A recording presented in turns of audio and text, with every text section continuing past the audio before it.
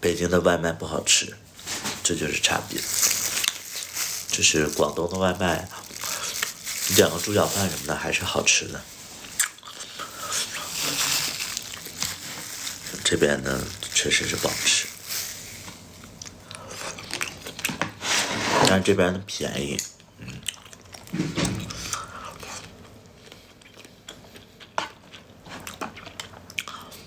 这就是差别。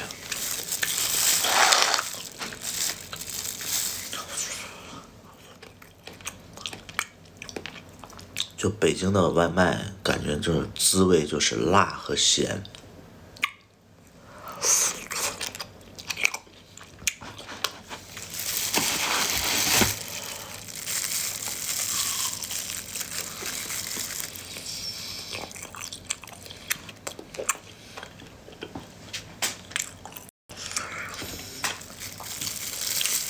这个好咸好咸。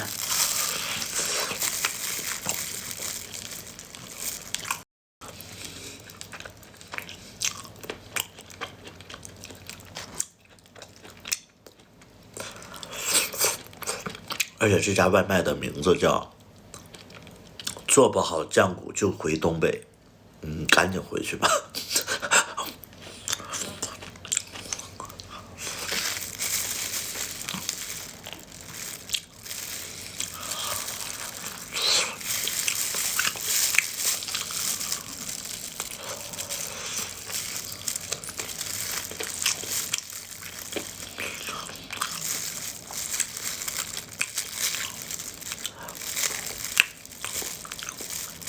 在北京旅游，我北京有啥旅游的呀？而且我之前不是在北京生活过3、4年吗？不是旅游。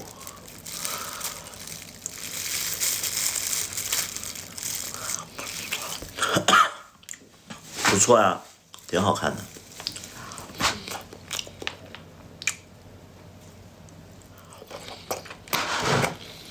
孙运峰的现场很厉害，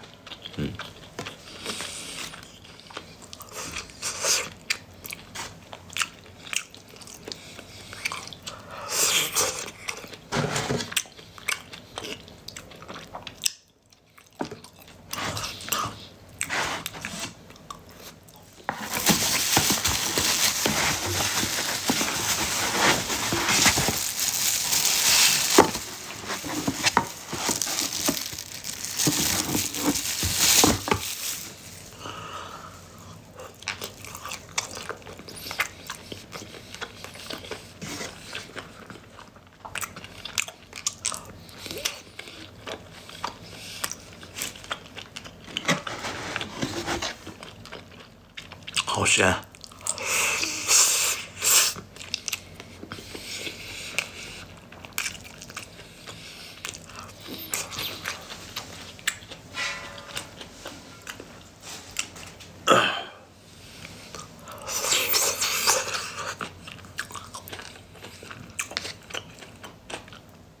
吃的那个东北酱骨，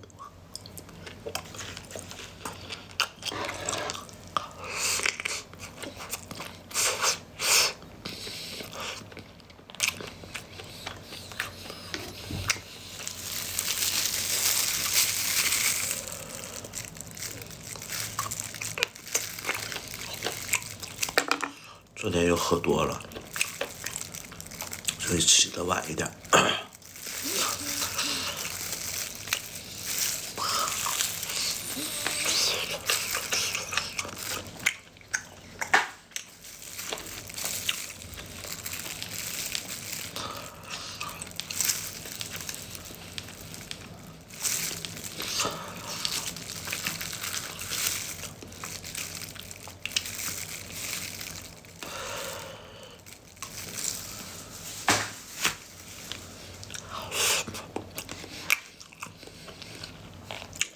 酱骨头，对啊。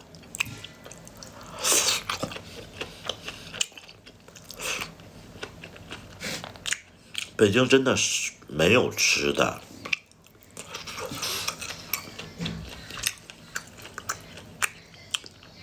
就铜锅涮肉还可以，其他的都不好吃。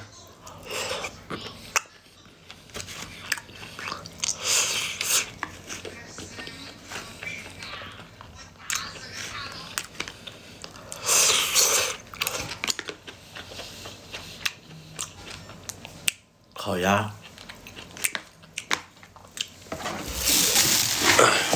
真正吃过烤鸭的人会觉得烤鸭好吃吗？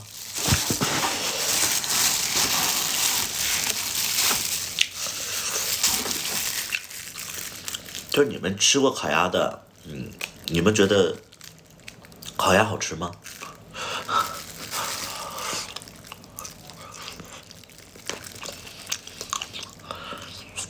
很油啊，就是那个鸭皮，吃一口能油死。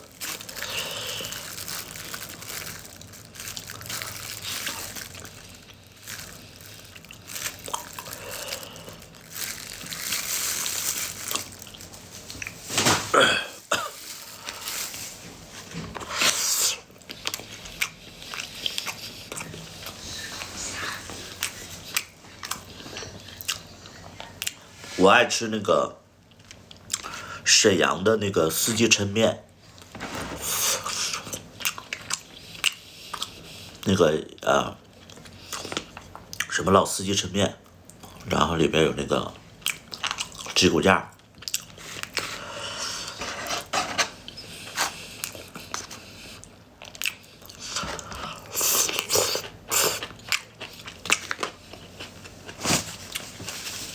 烤肉，齐齐哈尔烤肉还可以。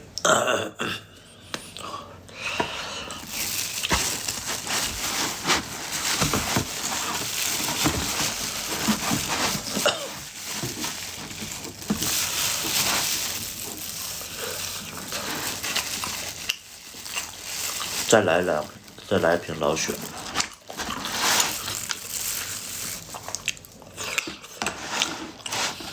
吃抻面喝酒啊？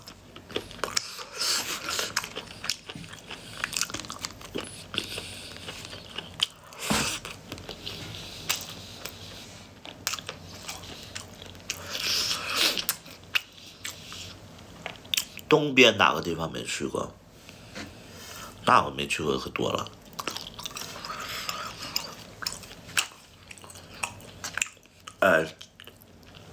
吉林我就好多地方都没去过。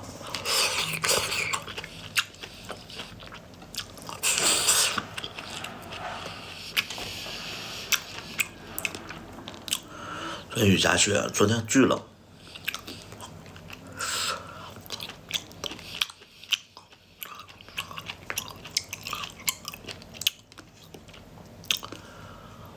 茂名没有，茂名也没去过。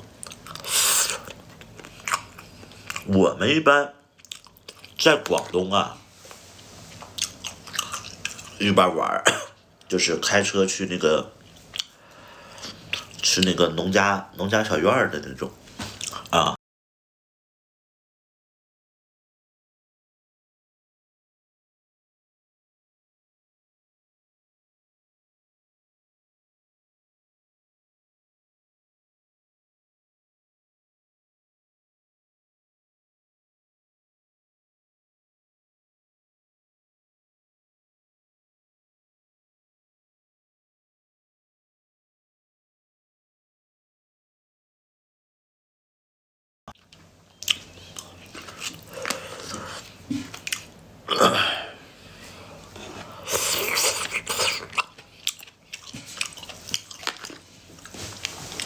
我接电话的时候，你们能听见吗？刚才我接了个电话，你们能听见我接电话吗？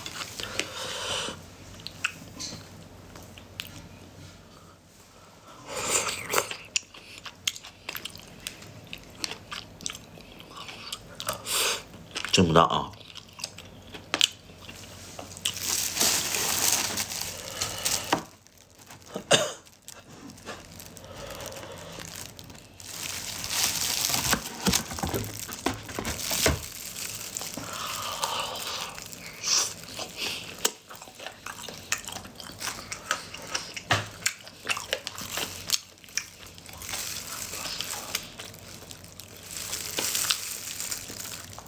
但这排骨只有咸味。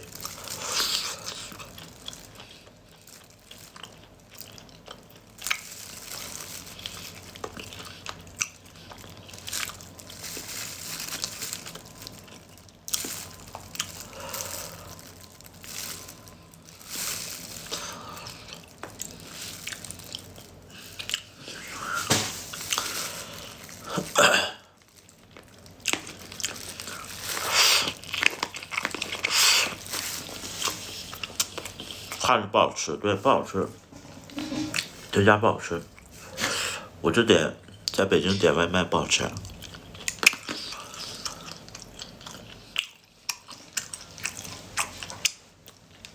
谁呀？旁边坐着？你是有什么双瞳吗？你是？你为什么能看到另外的人？我怎么看不到？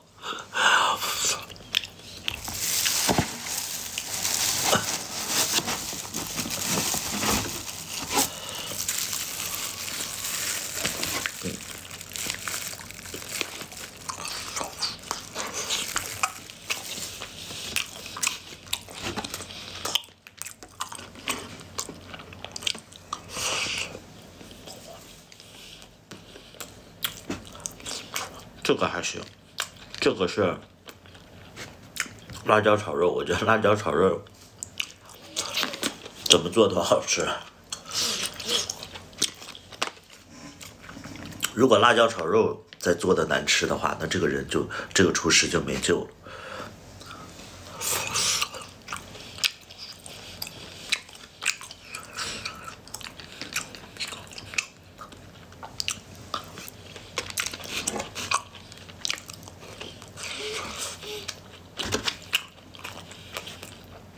真的。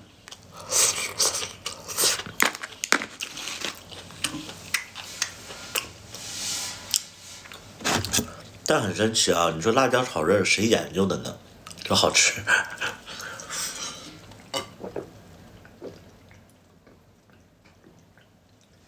我还爱吃那个辣椒炒土豆片儿，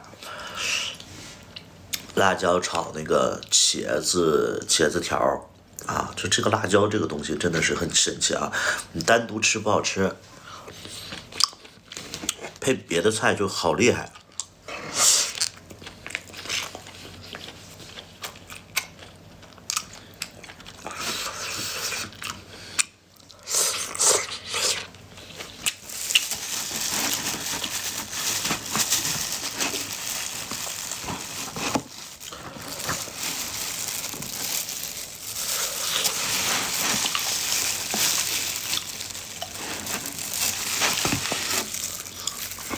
那你单独吃辣椒，就不太好吃嘛。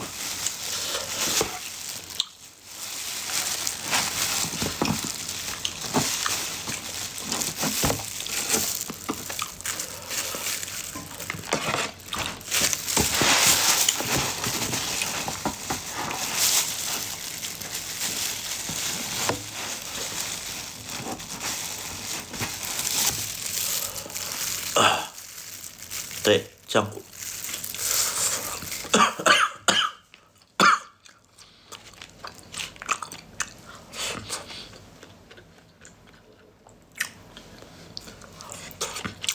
而且辣椒炒肉啊，蒜苔炒肉啊，一定要隔夜，汤就是热一下。哎呦，特别是蒜苔炒肉啊，卖酱骨的。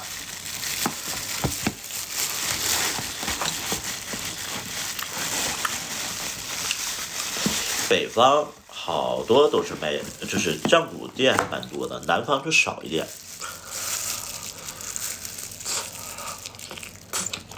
肉酸菜，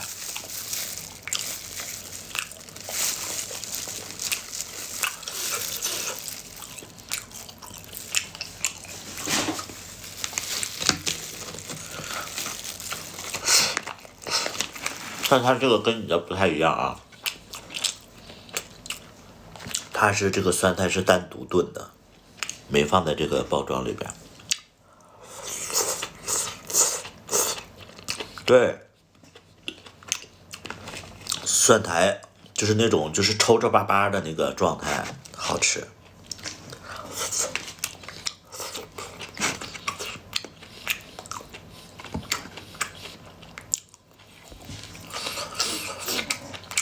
我老家东北的。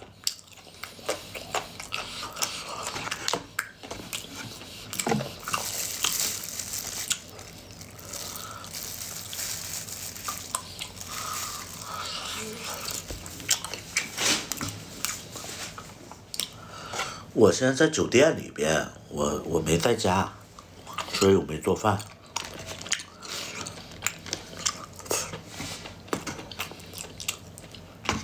在家也不是我做饭，都是我妈妈给我做。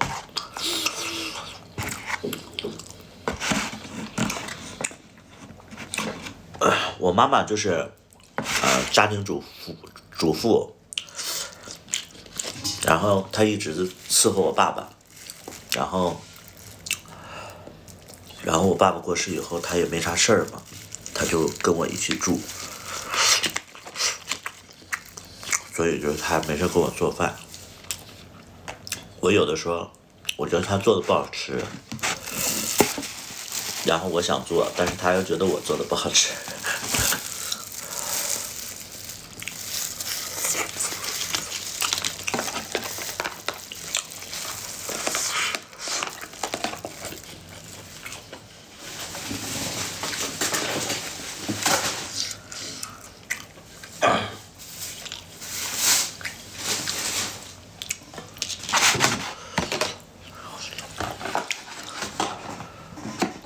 他唱的好听，他现场跟那个录音棚出来的效果大差不差，就基本上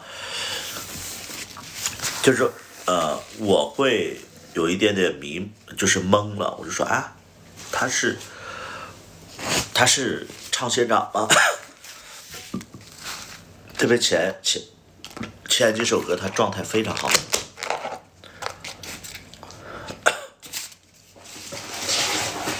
后边因为他唱了2个多小时，可能稍微有一点点累了，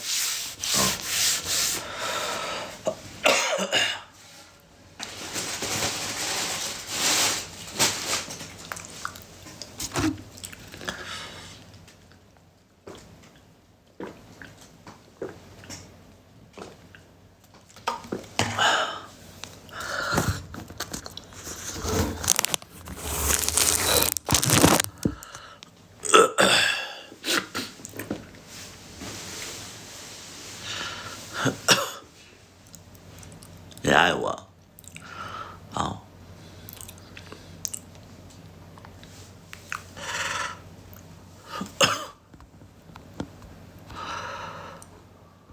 肉夫子不是肉夫子。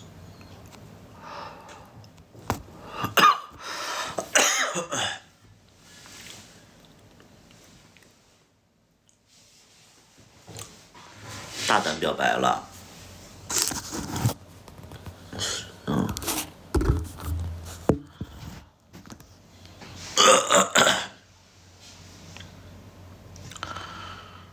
感觉我眼睛肿了，我连喝了3、4天了，一直在喝酒，晚上还得喝。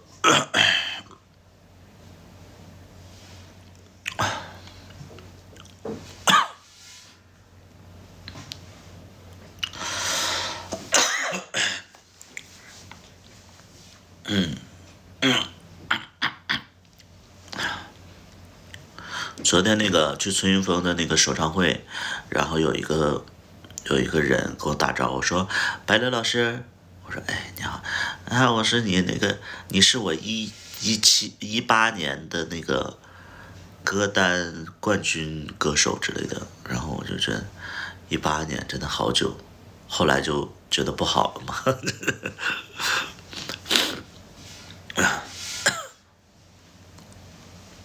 这是后来出的歌吧，就不是说因为情感受伤写的，后来出的歌都是为了就是那个剧，就专门就写的就只是为了一句然后写的插曲，所以就是真情实感这块确实是差了一点。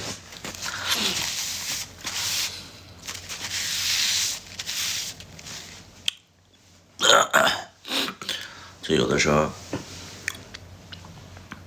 出的歌我自己听，哎呦，差点意思，就总觉得差点意思，但你让我突破，我现在又突破不了。我是会觉得说，个人的能量还是比较小一些，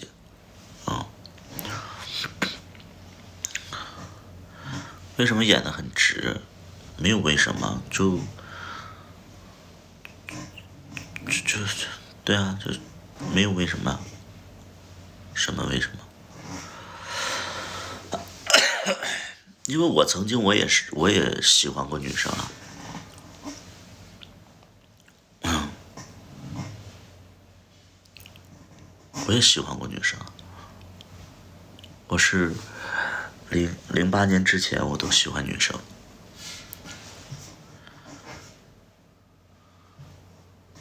后来就被圈子里的人就属于就是被被被被告白啊，被圈子里的人告白，然后就慢慢接触这个圈子。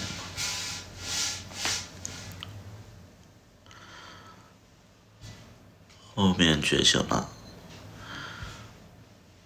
我觉得潜在意识是有的吧，就是我觉得我小的时候应该也会有一些被掩盖的倾向，就是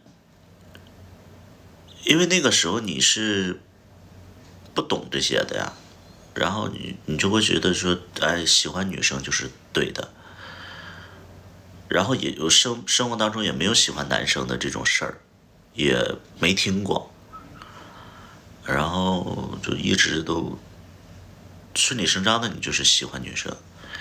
到后来知道有男的这么个事儿，或者说有男的喜欢你，然后你也逐渐的去了解这个群体。后来你就发现哦，为什么？因为一开始告白我的男的我是不太喜欢的啊，一开始一开始告白的男的我不太喜欢，我以为我还是直的，直到后来我遇到了就是小可爱，我才发现原来是告白的那个人不是我的菜，所以我不喜欢。我其实更喜欢小可爱嘛，所以就是一点一点在了解自己，就没有说什么很奇怪的，没有，就很顺理成章的，就是哎我突然遇到了一个就是看到一个网上的一个小男孩，我觉得好帅，然后我就想起来说，哎，我这么多年我都喜欢一个男明星叫郑恺啊，我从十几岁的时候我就喜欢郑恺，然后我才发现哦，原来喜欢郑恺，喜欢王栎鑫啊，他们是我的审美，对，他们是我的审美。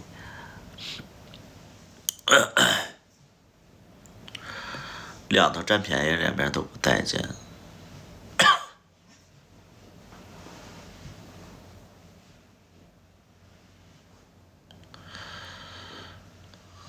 老年熊天花板，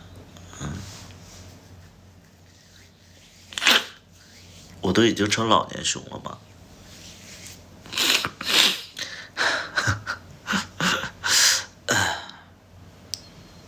你多大年纪啊？你是我老年熊。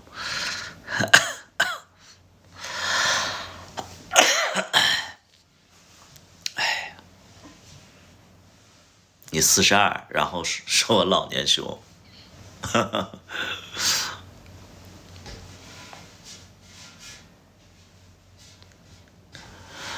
嗯哼哼哼哼哼。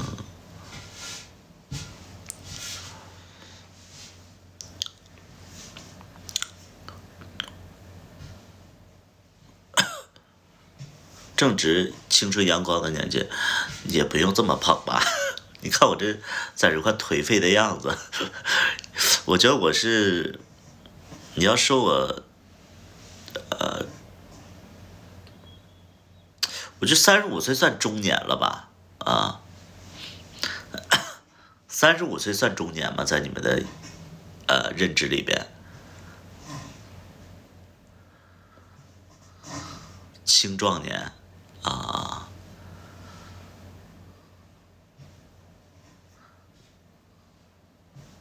不算啊，38算中年啊，这每个人对定义不一样嘛。我也觉得我觉得45岁才算中年，你们就觉得40岁呀，40岁就算了。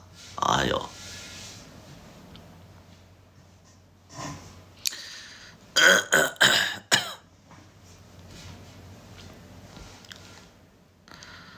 对啊，我觉得是45是稍微正常一点吧。没人说40岁，我觉得有点早，因为我身边都是40岁的朋友，我身边40多岁的朋友都在那块花天酒地呢。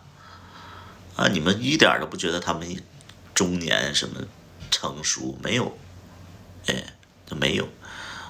就我就算这里边算是比较成熟的了，对，心智比较成熟。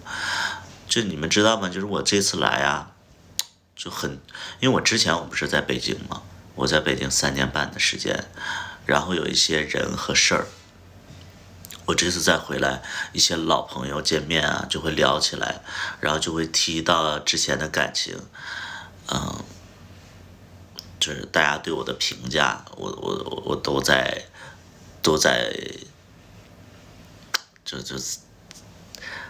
思考，就是很多人，就是很多的那个就是之前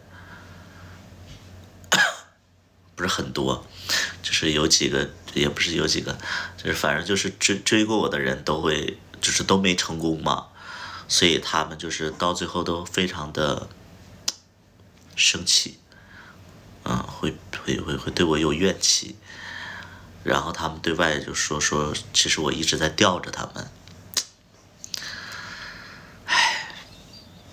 我也不知道该怎么解释了。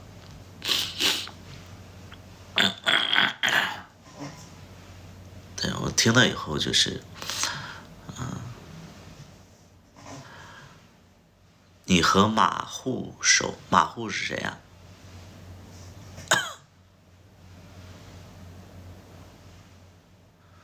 马户是谁呀？你跟驴熟吗？什么意思？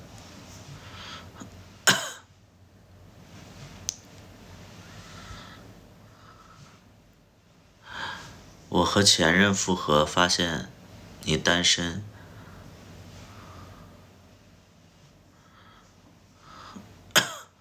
成都一户，我跟成都一户没见过，然后呃，抖音互关了一下。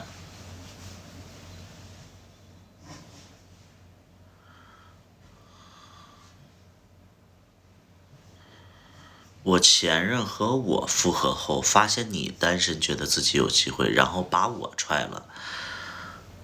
你说的是我吗？就是你前任跟你复合之后，然后你前任发现我单身，然后把你踹了。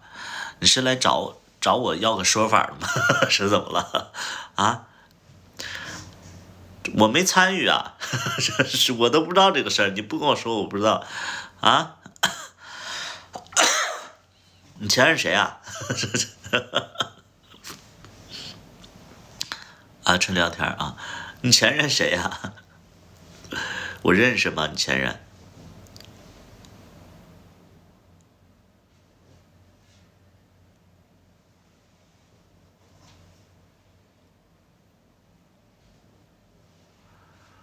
打算在北京待多久？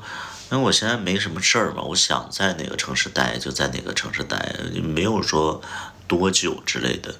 嗯，就是我可以去，过几天，可能过半个月吧，可能我去日本，去待几天，然后只想一个人散散心之类的。然后因为以后可能还要去日本上学，所以到那边去了解一下。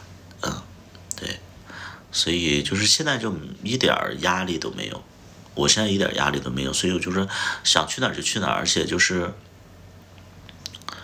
前几年我觉得自己把自己逼得太紧了，身边的人也都这么说，就说你为什么老得这么快？因为你想的事儿、经历的事儿太多了啊，太多了，所以就也是都鼓励我出去走一走。我说那好，因为我身边的都是那种朋友都算是比较有能力的人，他们其实之前就跟我说过，说哎呀，不要让自己那么辛苦。然后我就觉得他们说话就是站着说话不腰疼，因为他们什么都有了，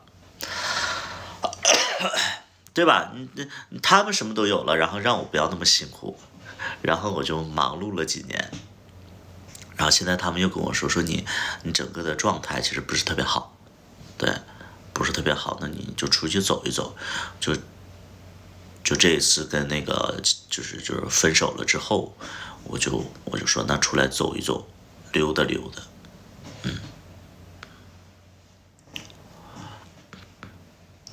去日本学习啥？去学日语，然后学影视方面的、电影方面的东西。当然还不确定啊，不确定，但是初步是有这个计划。那我会觉得说，国内这几年也不太适合做生意，找工作，我也都多少年没找工作了，所以我也就不想找工作，还是想自己创业。但是就是可能现在这个阶段，我出去进修，学习一下啊，我觉得是蛮好的一个，对。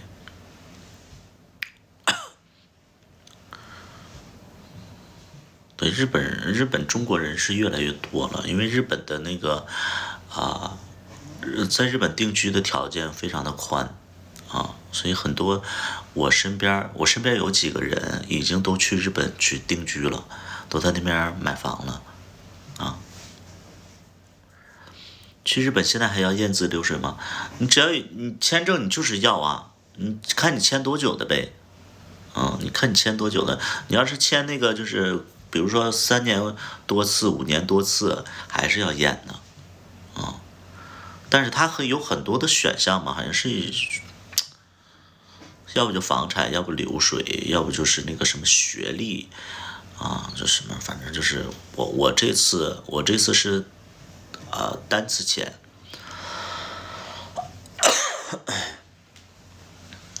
我是单次签，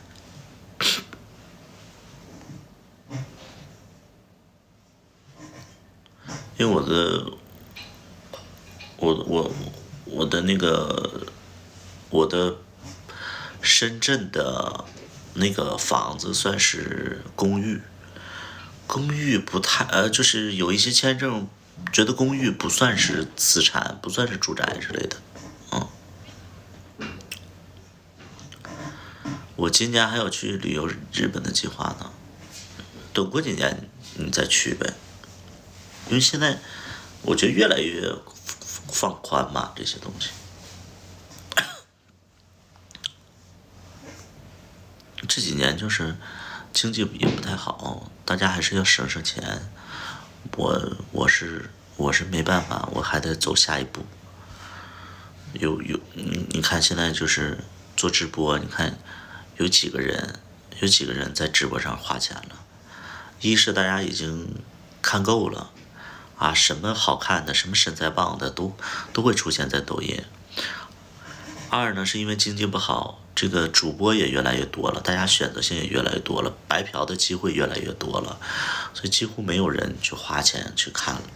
但不像之前可选择性非常少，然后那个时候大家对直播还是蛮新奇的，然后就有花钱的冲动，现在没有了啊，所以我觉得这也是好事儿，就是看客们就是还是要把钱留给自己。那个时候确实有点吓人。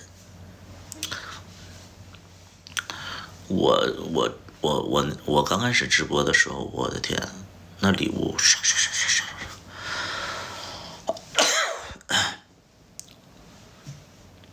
然后我那个时候我就心疼钱，因为那个时候我们直播好像是46，我是4，公司是6，还是37呀？我3，公司7，我忘了。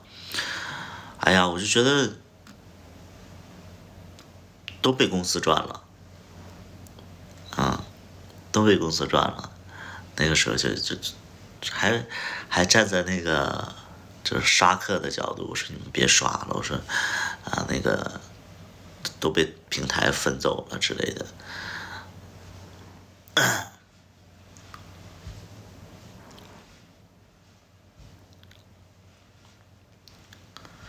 老老实实工作比啥都强，对，就是没有野心的人你就工作就好啊。其实我觉得那些创业的人都是不安分的人。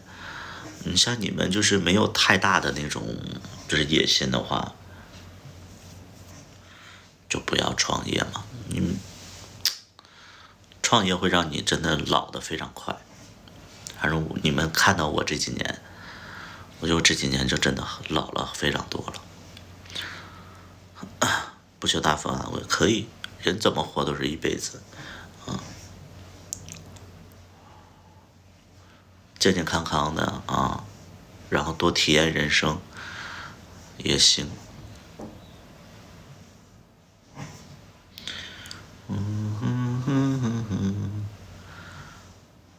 没有，我觉得图图越来越嫩了。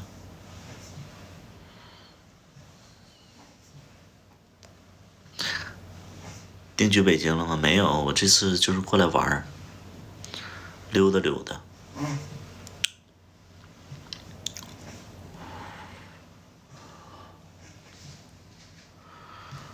挺好啊，就每个人追求不一样。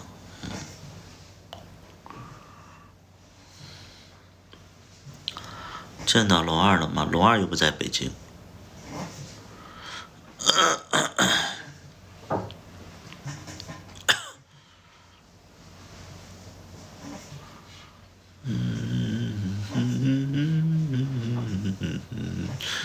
滴滴滴滴滴滴滴。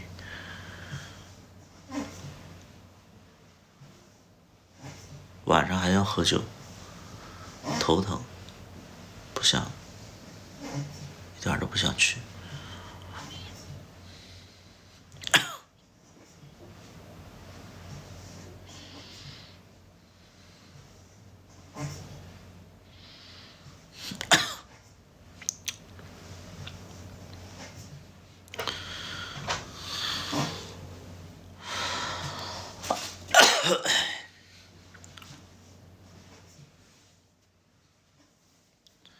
现在好多人都想一步登天，不劳而获，也没错呀，我觉得也没错呀。你不能说因为你喜欢安稳，你就觉得一步登天，错了。一步登天成功了，他就真登上去了啊。就算他登不上去的话，他可能步子跨的比较大，然后在中间停下了啊。他也比之前进步很多，我觉得这没错啊。你让我去选择，就是我要选择另外一半的话，就是如果男朋友的话啊，我一定会选择有野心的人，我不会选择老实巴交上班怎么样的，我不喜欢这种人。就是我觉得这种人吧，就是思想就无趣，他的内心世界就是无趣的啊。当然这是选男朋友的角度，我更喜欢就是内心有想法的人，很很充实、很满的一个状态，就是你的精神内核是有趣的啊，你是有这个内在的。很多人你跟他谈恋爱的话，他无趣的话，你就得找事儿做。但是一个人他如果真有趣的话，你就会着迷很久，你就不用那么就是费尽心思的爱他。你这有的人他有人格魅力就好了呀，你就爱他就好了。你那个是很自然的爱，不是维系的爱。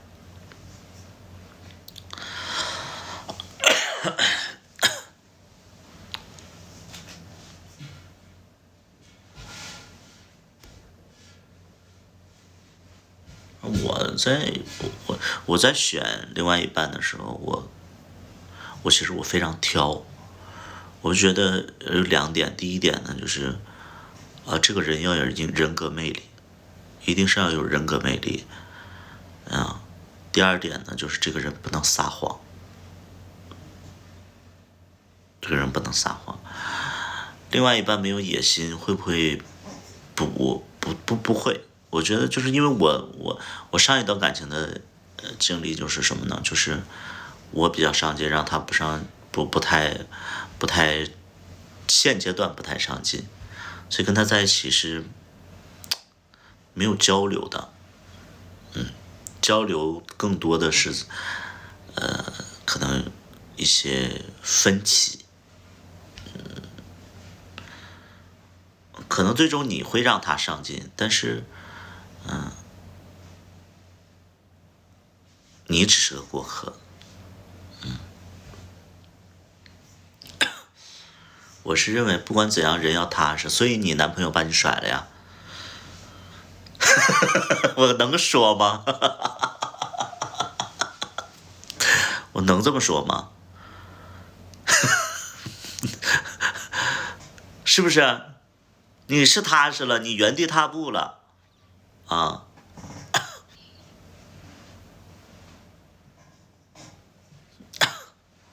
那很坏了。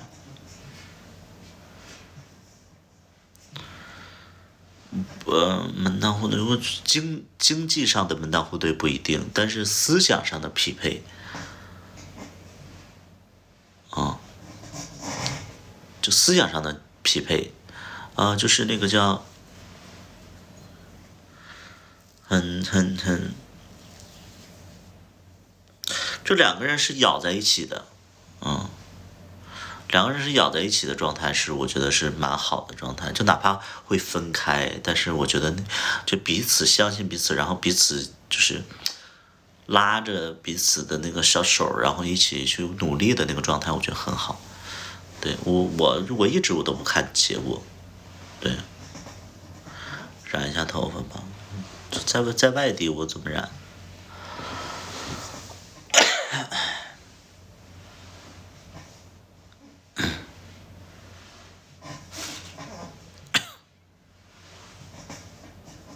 对，是这样。所以不是说他们不好，是真的是你的需求是什么？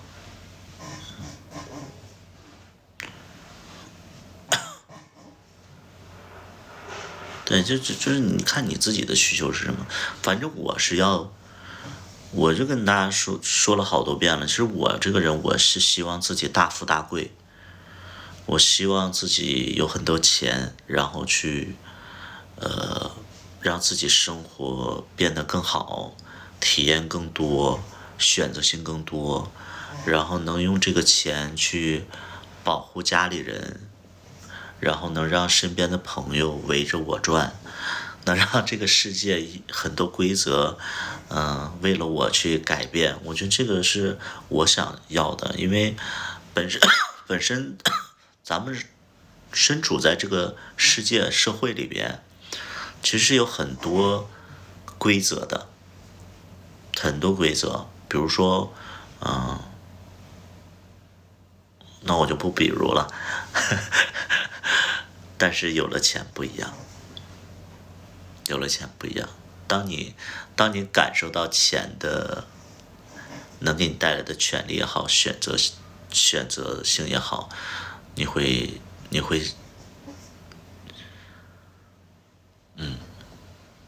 就比如非常简单的例子，如果说你有钱的话，在你发生一些意外的时候，或者说你家人发生意外的时候，你就不会那么慌张。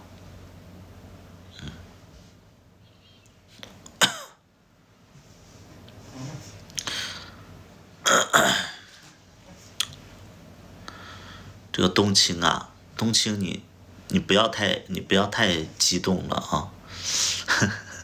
你不要太激动了啊，就是冬青，你不要太激动了。你这个15000事业编怎么样的？就你说出来，其实就是觉得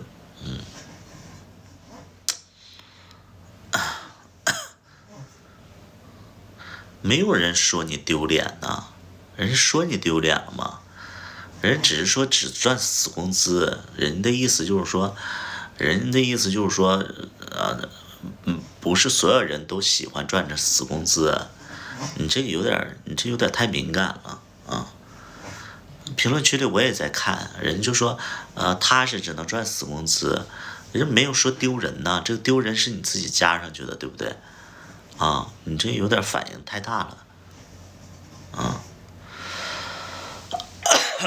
起码你在我直播间里，你说你赚15000事业变的话，我其实觉得也就，啊，对，也就还好，这可能人人不是雷军，对，你觉得自己够花，那你有考虑到别人吗？这个叫动情的，你有考虑到别人吗？这你的钱够花，你考虑到别人了吗？这你爱的人，就我们为什么要赚那么多钱啊？你就像你说的是够花就行呗，但我们为什么要赚那么多钱？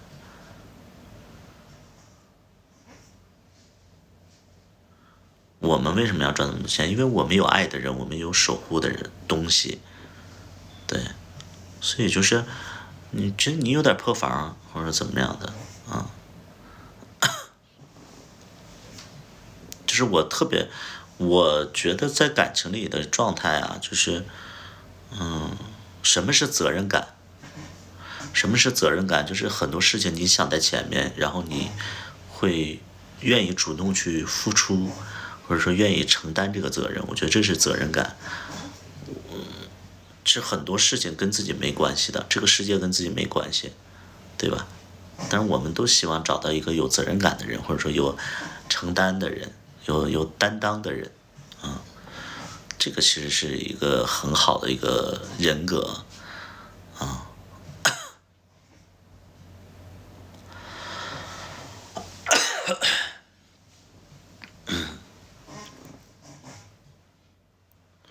我也有我的问题啊，我的问题就是，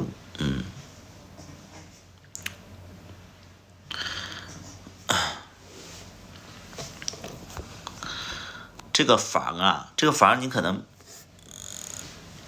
你这个房你可能没看明白，冬青不是在跟我破防，是在跟他是跟前面有人说他赚死工资，你看你都没看明白，还我不让他破防，我是在劝他。冬青，你是在跟我就是在掰扯吗？没有吧？我根本就没有惹到这个冬青，你看你都看不明白这个房什么的。对呀、你这个叫这个房完全都没看明白你。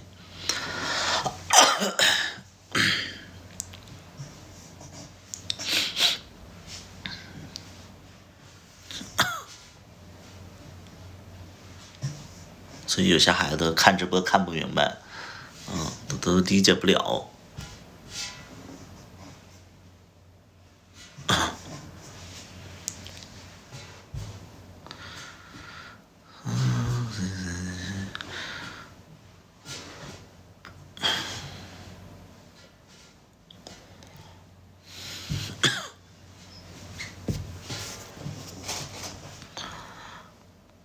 换什么？迷迷糊糊。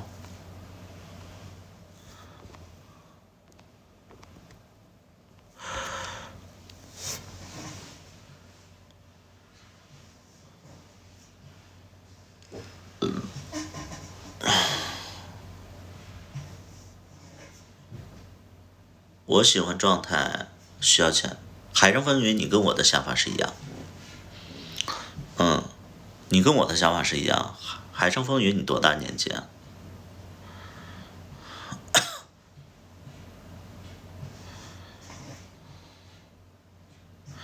我和上一任就是看图图认识的，然后看图图分手，一起分手的。别沾杯而赖啊！我刚才还有一个说那个也赖我，这个也赖我的，你们就天天赖我吧。赚多少钱？没有赚多少钱啊！我不是说一个数字，我是喜欢那种状态我是喜欢那种就是，你在赚钱的那个状态，或者说你在解决事情的状态。我不是说，我一直我都不在乎结果，能懂吗？就是在一起多久啊，什么什么一辈子不分开啊，这不是我追求的结果。我追求的就是俩人在一起的时候是很开心的。包括你说我一直上进是为了赚钱，但我没有要求自己赚多少钱。我是要求就是自己一直在赚钱的过程，一直在体验生活的过程，就是体验美好的新的没接触过的那些可能自己向往的生活。对，要一起奋斗呢。现在我会发现一起奋斗这个一起奋斗这4个字几乎是不太可能。因为我跟很多小朋友在一起的时候，我都是想着，就是跟他们一起奋斗。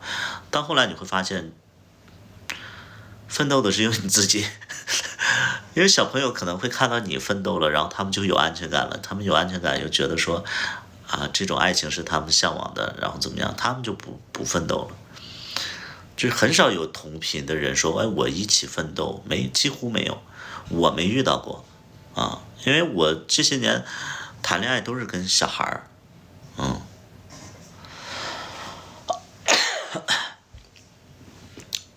找年纪大的，我真的处不了年纪大的。哎呀，我也想处个年纪大的，那你说年纪大的不挺好的吗？年纪大的有钱能帮你，能照顾你，能在事业上给予你很大的支持，怎么样的？那你说我要找这么个人，我何必现在这么辛苦，这么累哈？就是自己内心是接受不了的。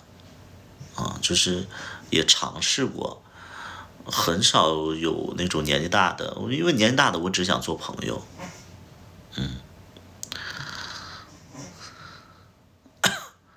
你能接受天天不工作睡觉打游戏吗？我上一任就是这样。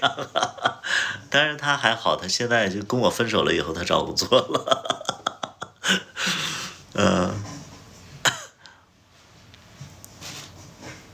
跟我分手了，他找工作了。对，事业型的，就是你自己是有人格魅力的，我觉得这蛮好的。找同龄的，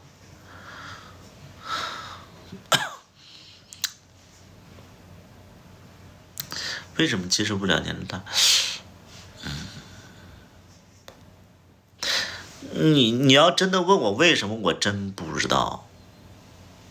我真不知道。就是你问我为什么，可能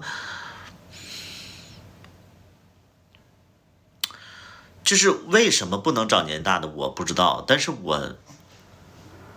我更向往的是年轻的肉体和年轻的思想。就是年纪大的皮肤吧，就是哎呀，你穿衣服都还好，你要脱衣服吧，就是哎呀。这，哎，就是不想让他脱衣服。对，对呀，我喜欢白白嫩嫩的，然后喜欢，就是它是饱满的状态。嗯，对呀，那我你要说年纪大为什么不好，我也说不出为什么不好。就是而且我觉得年纪大的人其实有一点点无趣。哦，我觉得年纪大的人稍微有一点点无趣。哎，你喜欢成熟的味道？行。如果说有一个年纪比我大的，但是他保养的很好的话，我觉得我也可以。因为我曾经接触过一个82年的，我是91年，我俩差9岁。他也是无趣的，但是他身体状态还蛮好的，他是有健身的，对，啊，但我始终觉得年纪大的人可能在感情的那个纯度上，可能年纪大的人可能会，他们会有自己的选择，就包括现在年纪小的人看我一样，就他们都觉得我是老狐狸，就是年纪大的人可能知道，知道分寸，知道拿捏那个状态，哎呀，有点不舒服，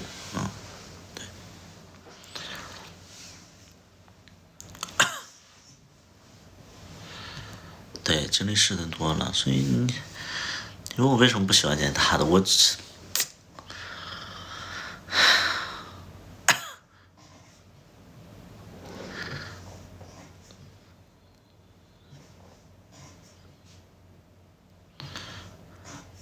对呀，对呀，我也是说嘛，我也说就年纪大的，如果说你健身的话，还是对 OK 的。哎呦，我们这一代同龄的，我觉得我们这代同龄的都不上进。如果说同样是不上进的，我找一个年纪小一点儿的，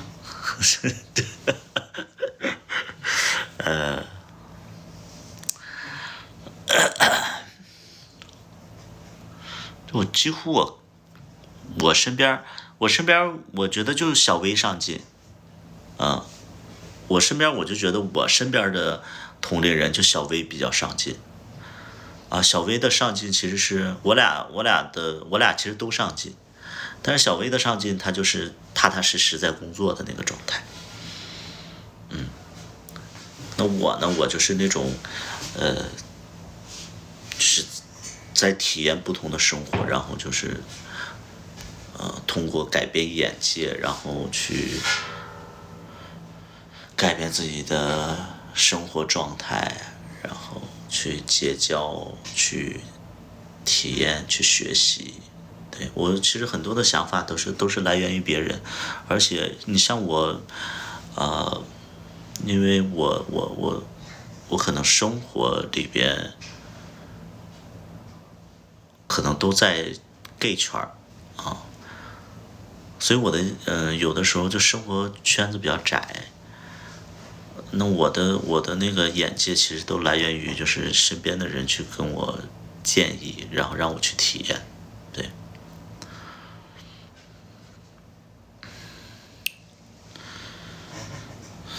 难。反正我现在我是一想到谈恋爱，我就不太想，我就觉得不如自己，不如自己先体验体验生活吧，就是现在已经不太想谈恋爱了，没没有没有那个没有那个精气神儿了，已经不想碰。就是你现在让我谈恋爱，我就觉得说，哎呀，烦，不想想花点精力在自己身上，没事我待一待多好，对，就顺其自然，对，我也，反正我是不想主动出了。如果说后期真的缘分来了，我也不能说死。哎呀，谈恋爱可累了，你们没谈过恋爱，你们不知道。没谈过恋爱的你们不知道，你们还在向往甜甜的爱情呢。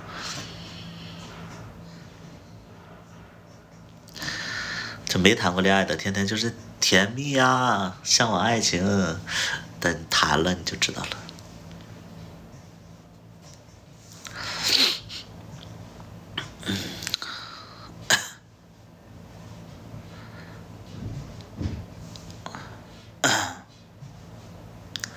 就是主播要好多网红，是不是一般这种谈着没不懂？你说我身边有很多的网红，是不是一般这种谈着没啥安全的？我对网红没太大兴趣，因为我可能说句臭不要脸的话，我可能比他们做网红有经验啊。对，我可能比他们有经验，所以就是没兴趣。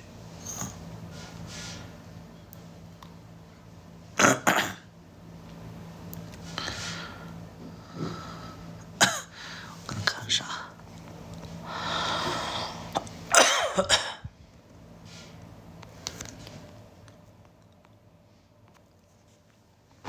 大部分柴米油盐，我告诉你，就因为大部分柴米油盐才会出问题啊。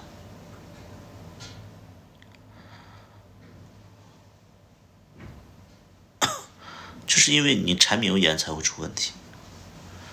你要是大富大贵的话没有问题，柴米油盐之后你就会很多很多问题。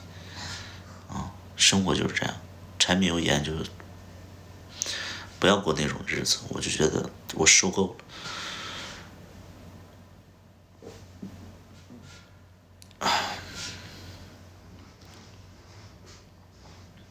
对，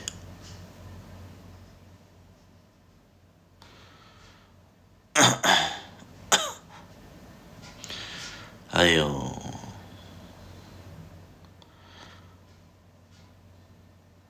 因为你知道，生活是有变数的，你们知道吗？你们知道生活是有变数的。比如说两个人一开始状态是很好的，突然有一个人，不工作了，或者说他生病了，或者说要工作调动了，所以就打破了原有的宁静，然后就会发生变化，然后你就要去解决这个问题，发生矛盾，有的时候能解决了，有的时候解决不了。就这个变数啊，就是让你会很累。举一个非常简单的例子，你跟你男朋友一开始在一起是非常好的，突然他要调到其他城市，然后他不去的话，这个工作就会丢掉。去了两地，因为不可能一下子两个人就能解决这个事情。可能一开始说好就说，哎，我工作这个工作可能是升职了，工资会比较高一点，那你辞职你跟我去吧。但是你知道那种不安全感吗？人凭什么要把别人的工作辞掉跟你去呢？为什么不是你辞呢？就算俩人商议好了之后，这个过程当中可能因为工作的忙累不理解，俩人发生分歧了，这个时候很容易就说好吧，那我不辞职了，我看你这个状态，我也不能为你去做任何事情。哎呀，我们这个年纪就在经历这些事儿啊，我们这个年纪其实这种事儿发生的几率太大了。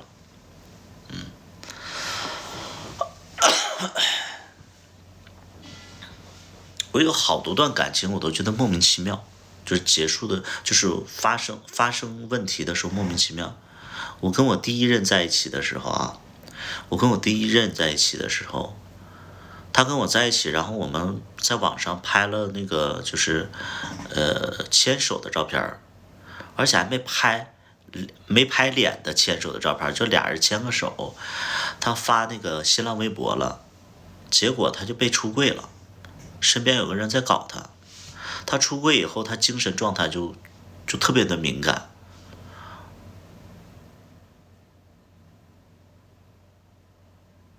你们能懂这种感觉吗？就是莫名其妙有人搞他，然后让他出柜了，出柜了，然后他精神特别敏感，跟我总吵架，吵架了之后我就受不了了，所以我们就分了。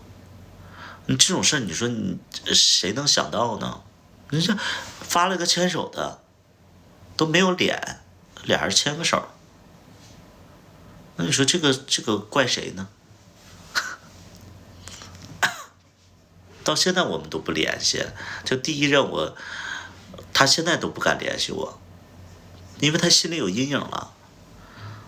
更何况我现在在这个圈子里，又做这方面的工作，所以他完全不敢跟我接触。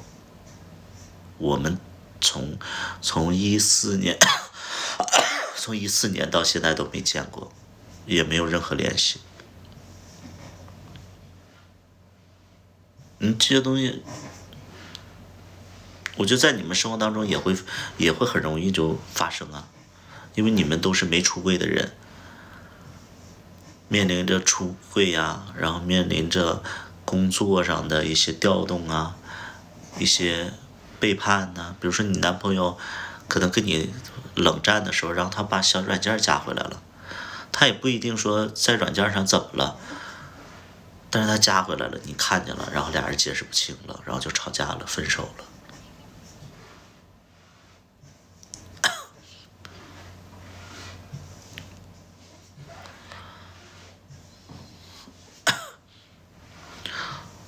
目前除了父母，其他人基本上都知道。那你这个太危险了，这个小强。我觉得咱俩的情况恰恰相反，我是那种就是父母都知道，身边的人不知道。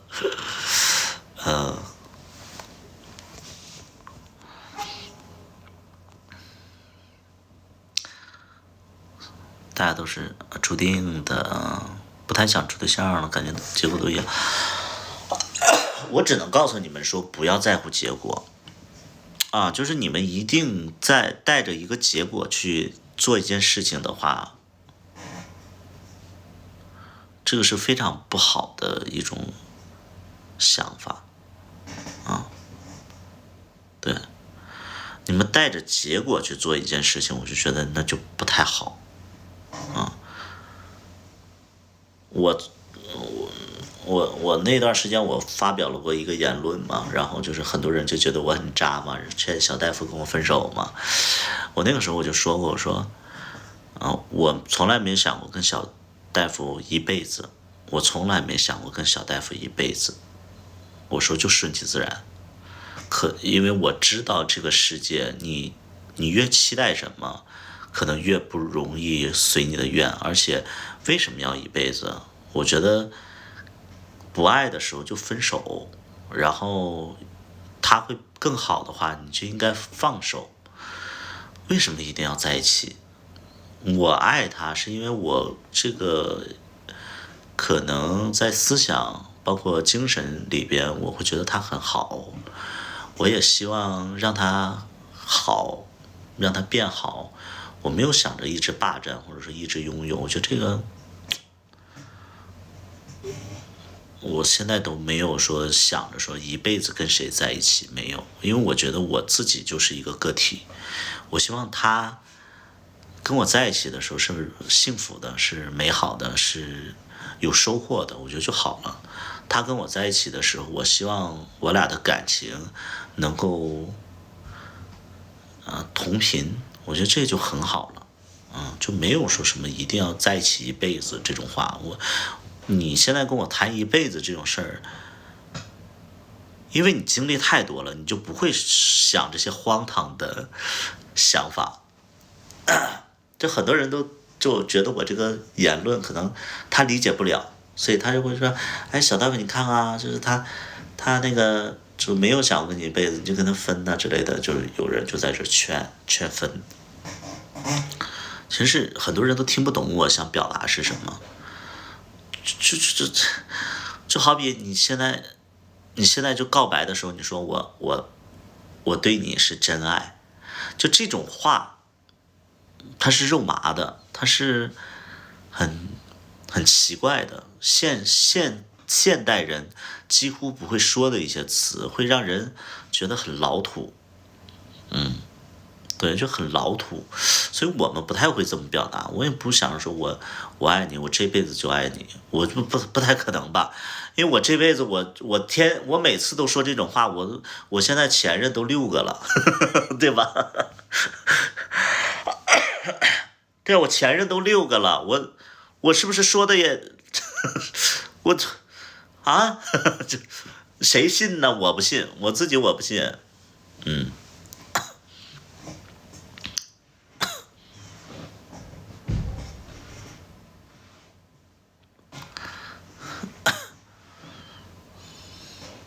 不止6个，还有一些不是前任，还有一些没进入史册里，一些野史，呃，这个叫房的，你一直在找我茬啊，这叫房的，你为什么要找我茬呢？啊，就刚才你说那个别人那个怎么样，完了让我你看不明白，然后结果现在又在找我茬，你是对我有什么意见吗？这叫防的。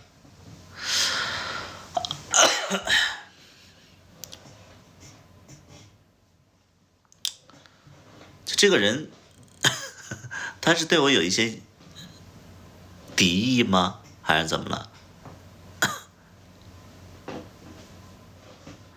就你为什么每次发言都是会有一点点就是抨击我，或者说针对我的感觉呢？03年啊，可能就是喜欢怼人吧，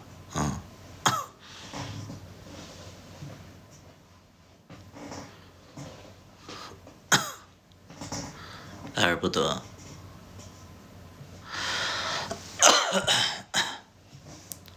吵架就分，那样对吗？我觉得所有人分手都不会是因为一件事情就分手。我觉得就是两个人在一起越久，越不会因为一件小事分手，一定是，反正我跟我前任分手是因为一些事情一直都没有得到解决。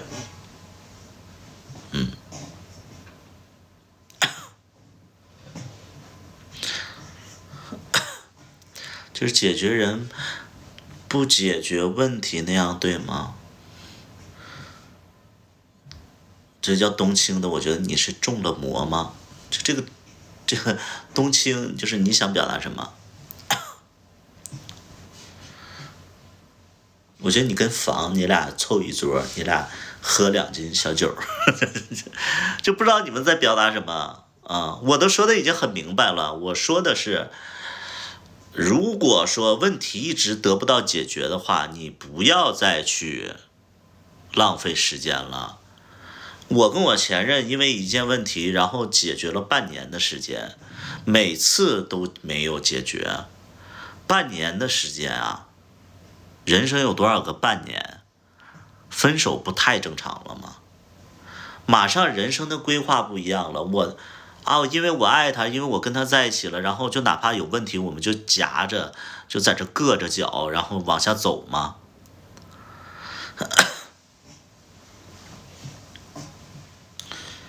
这可能是你的生活，因为你按部就班，你可能就是说比较你是普通人怎么样的，你自己的想法，对吧？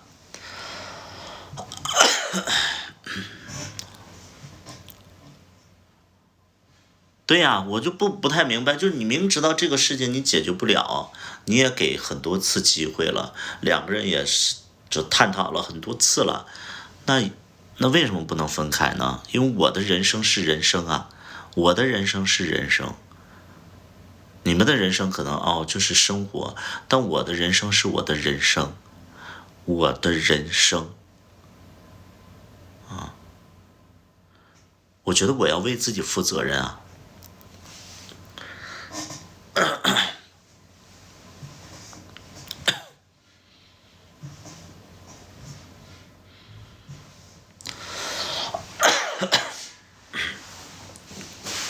就像你们说的什么一辈子只爱一个人，我觉得是好的，我觉得这是好的，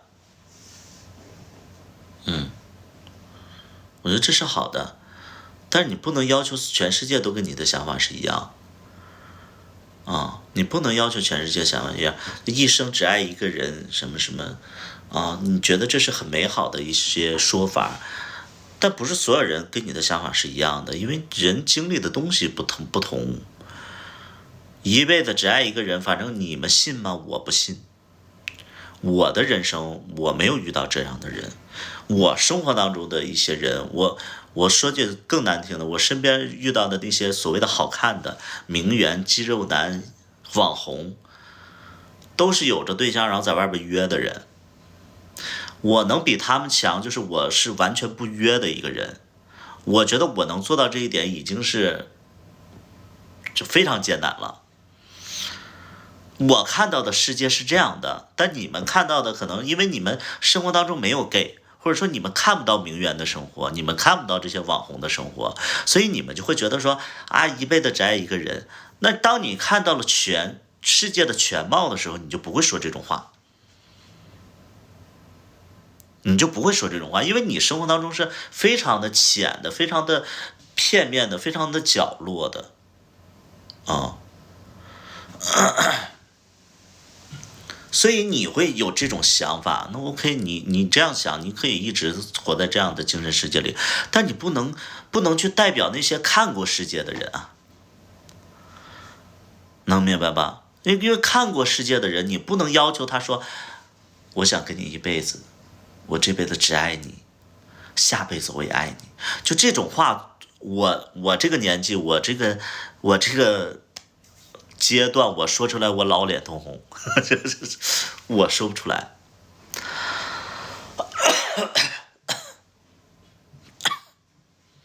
就因为你们看到的世界太浅了，嗯。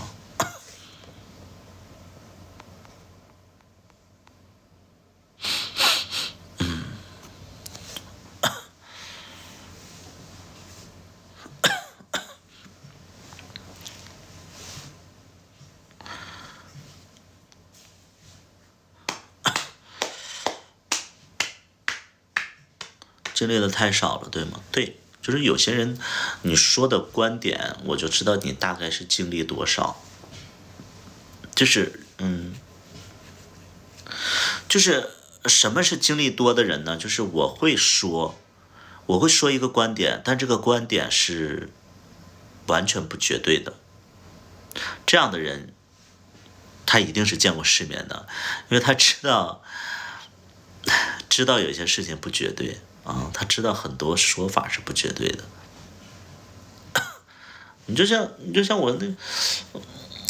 我一直我都接受不了自己做小三儿，我一直都接受不了自己做小三儿，但是做小三儿这件事情真的来的时候，你被动做了小三儿之后，你虽然说也在那个懊恼里边，但是你还是爱上了对方。可能你是懊恼的爱上了对方，我那个时候就是啊，我一直都接受不了自己做小三儿。他那个时候真的有一个有对象的人，然后就是爱上，就是喜欢你，然后为你付出的时候，你非常非常的抵触，但是你无可救药的爱上了他，就是这样。对，你就是爱上了他，这没办法。那你能说明白吗？这种事儿？那你看我现在身边的朋友都是有对象，我现在身边的朋友基本上都是有对象，但是对象不在就约，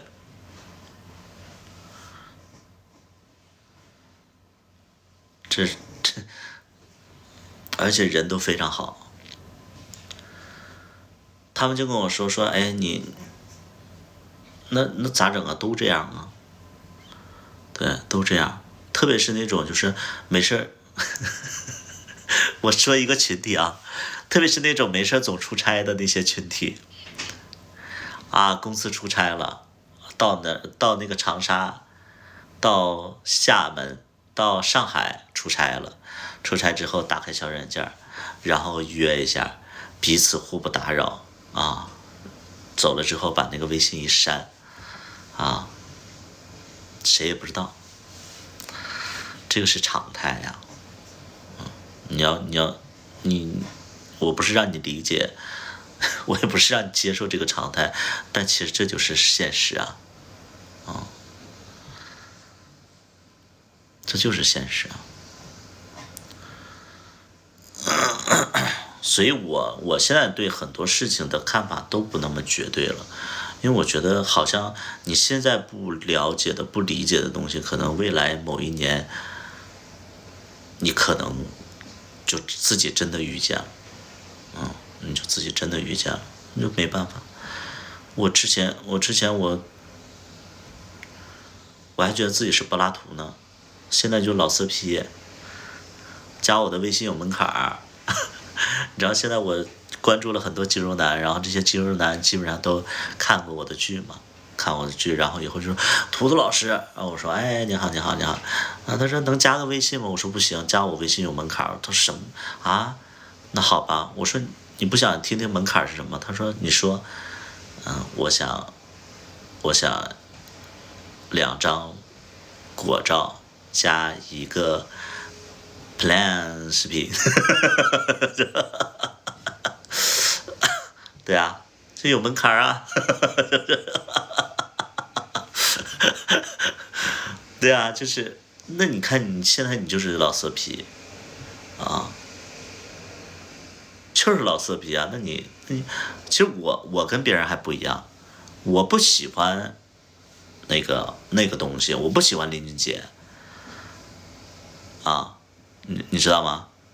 就是我不喜欢林俊杰，JJ 林俊杰嘛，我不喜欢林俊杰，但是我喜欢别人给我发林俊杰，我喜欢别人给我发林俊杰，我喜欢他给我发林俊杰，我也几乎不怎么看，但是我喜欢别人听话的感觉，我喜欢他信任我的感觉。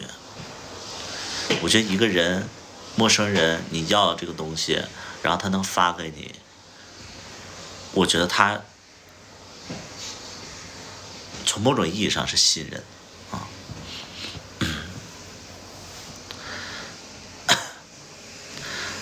自己没对象做小三有成就感，能拆散一对是一对，这个叫防的，是精神有问题吧？我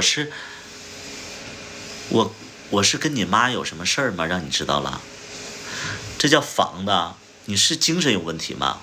你为什么一直在诋毁我呀？我没有想做你后爹，你干什么？他在干什么？他精神有问题吗？谁来帮我解释一下？他精神有问题吗？他在我直播间里就这样啊？你是怎么了？你男朋友也因为我分的手啊，把你甩了？他就全净在诋毁了，他已经。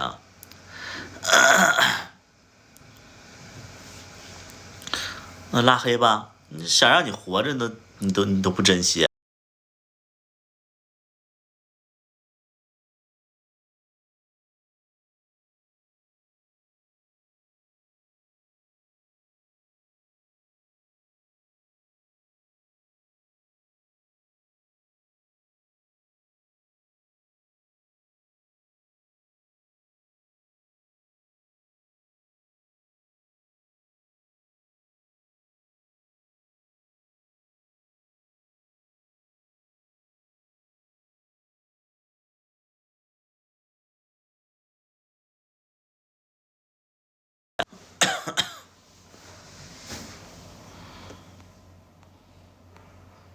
聊着聊着攻击你，我没有攻击你啊，我在说事实啊。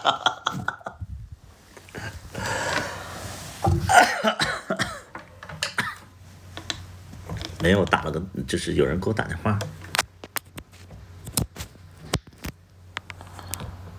呀，这个角度光不太好。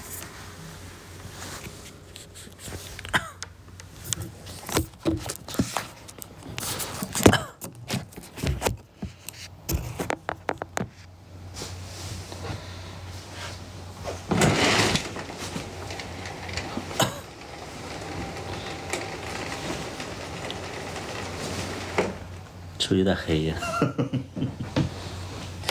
开了灯。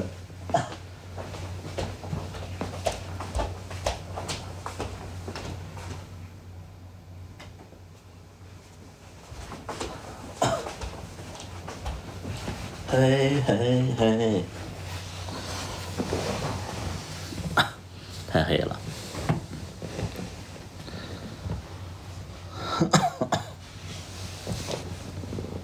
刚才有人给我那个前台给我打电话，问我打不打扫房间，磨磨唧唧的。我最烦我直播的时候有人给我打电话，因为打完电话我的情绪就连接不上了，你知道吧？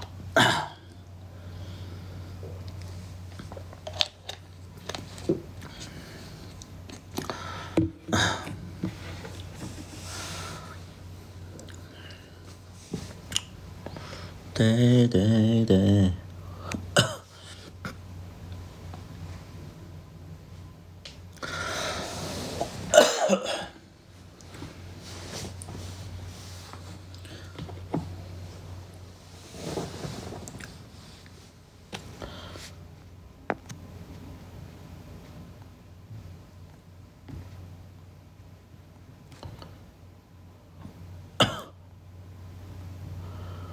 感觉你霸道总裁的样子，我还好吧？我觉得我不是霸道总裁，我是有一点点就是大小姐驾到，统统闪开！张良，张良，张良的那个语音特别好笑。我没事用张良，我就觉得那个是张良吧？哎，嘴特别毒，我觉得张良有点像我。什么？张良的那个语音是啥来着？快告诉我！我觉得张良的嘴太毒了。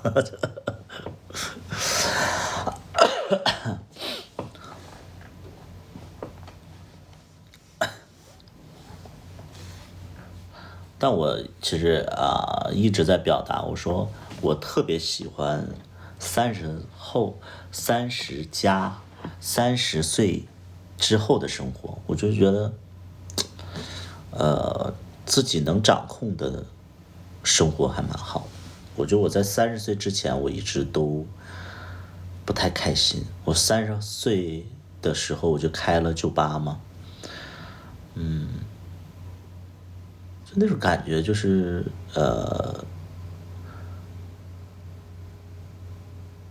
可支配可支配可操控，然后觉得这才是人生。我在十几岁的时候我就非常不开心，我上学的时候非常不开心。我明明有好多好多想法，但是我要上学，然后我因为偏科啊，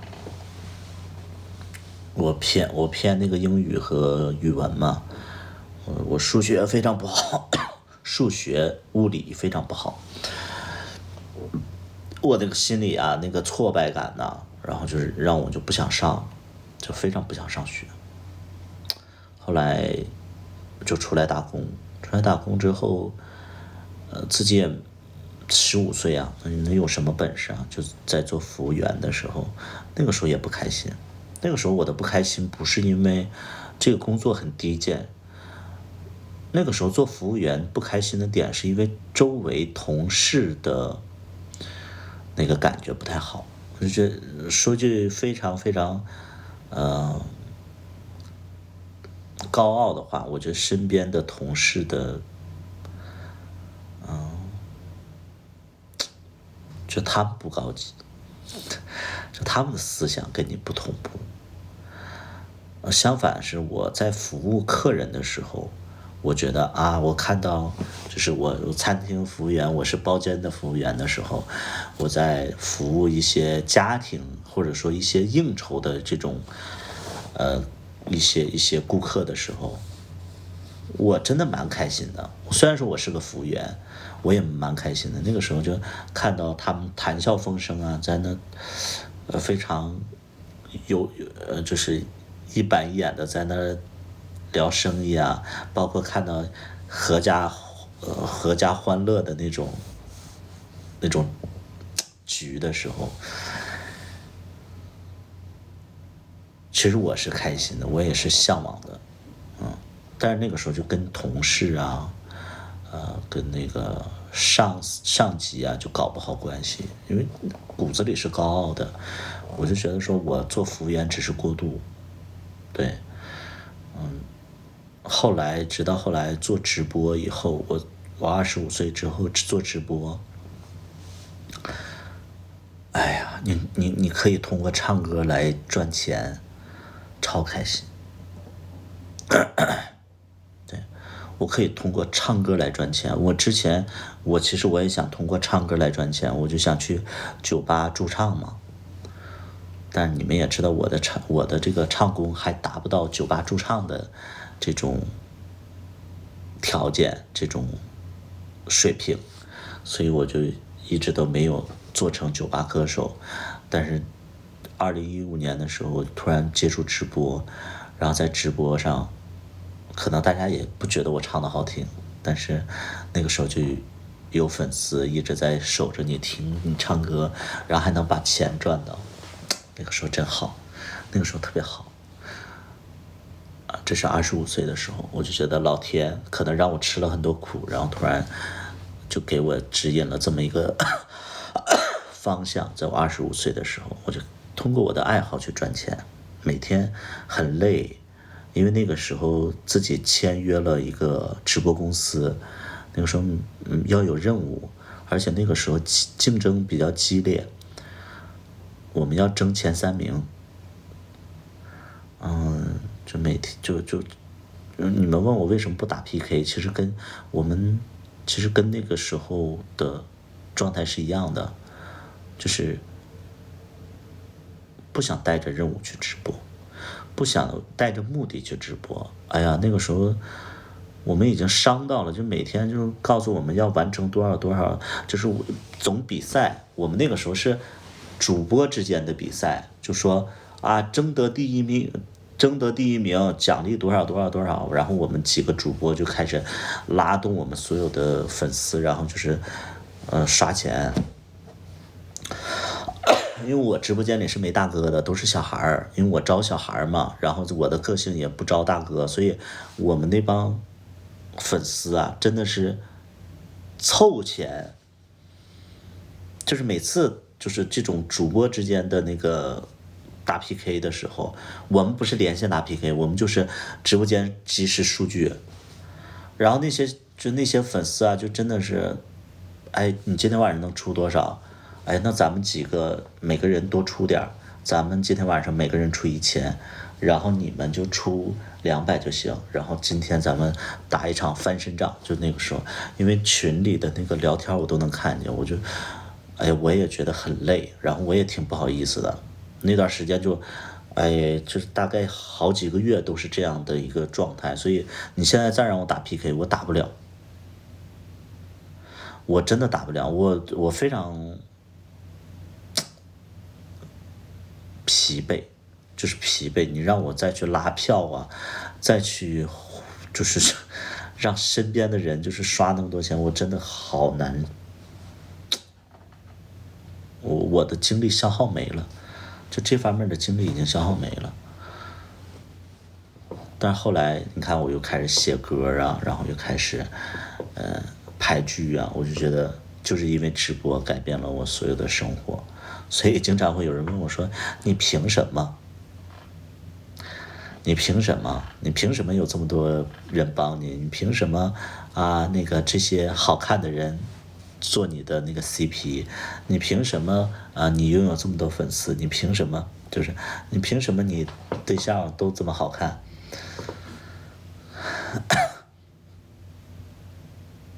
我觉得我还是一个有能量的人。龙二也说过一句话，龙二说，白领你是一个特别有能量的人，你的能量能感染到所有人，就是因为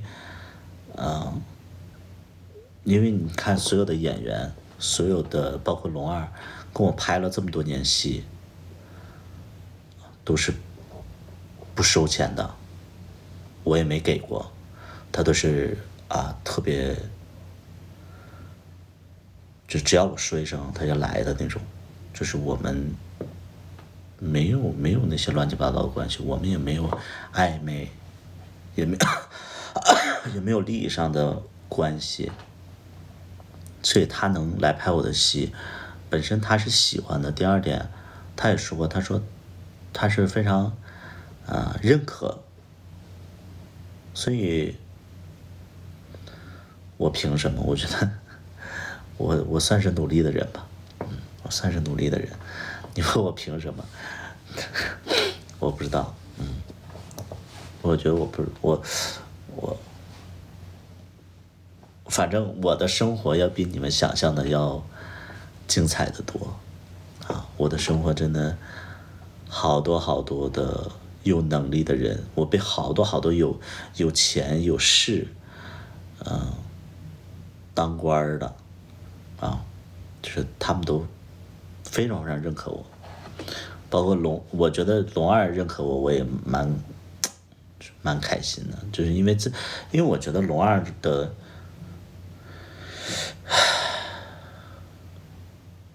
对我的认可，我觉得很重要，就是我觉得他是真正在这个圈子里，很多年的人，我觉得被他认可，我其实还觉得含金量比较高。但你要像其他人，他们可能，你像我说的有一些大佬啊什么的，他们认可我，我觉得他们可能也没接触太多人，圈子里的人，他们不知道圈子里的人有多优秀啊，长得有多好看呢，身材有多棒啊，然后性格有多好啊，怎么样没？但龙二认可我，我其实我觉得这个含金量非常高，就好像我颁了一个奖牌一样。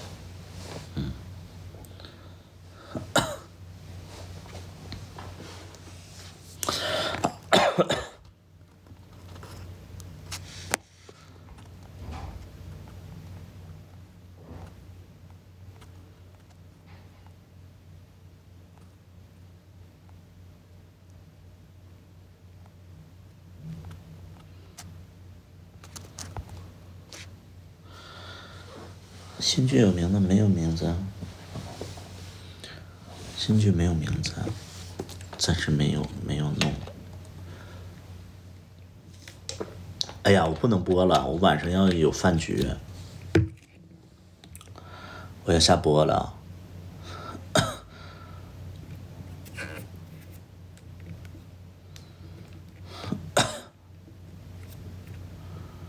让龙二继续拍剧，我们也要用新人啊，我们让龙二歇一歇，然后就培养一些新人啊。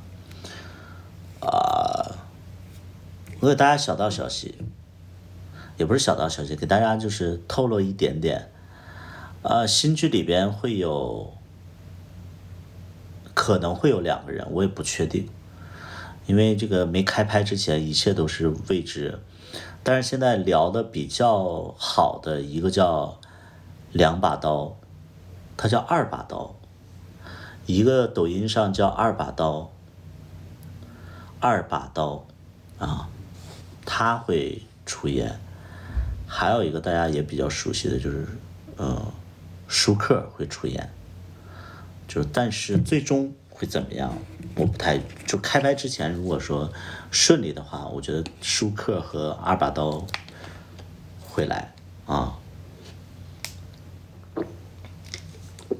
但是这个过程当中可能会有变数啊，因为我们拍剧，哎呀，变数就很大啊，变数很大。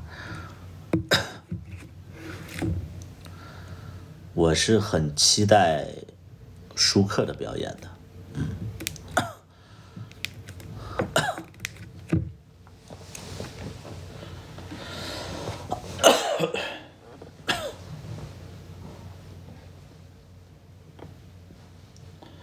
直门一》里的店长，《直门一》里的店长，我可以到时候看一看，不会给他太重要的戏份，就是可能会让他客串一下吧，但是这个都不确定，都得谈，这个还得谈，因为哎呦很多事儿就是你看你怎么谈，包括可能舒克也会带来一些新鲜的演员，而且我觉得舒舒克如果说加入的话，我觉得演员的外形就不会特别单一。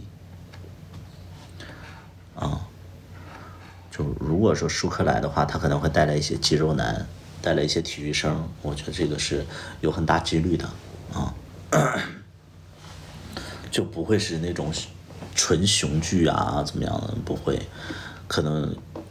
我可能因为拍这种剧也拍的比较疲惫了，我也不太喜欢那种胖子然后络腮胡怎么样审美有点疲劳了。我还是希望有一些体育生啊，然后没有胡子的那种白白净净的小男生，我觉得也需要这种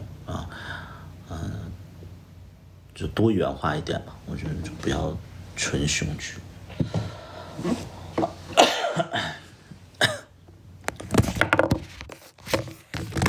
行了，我不播了，我不播了，拜拜吧。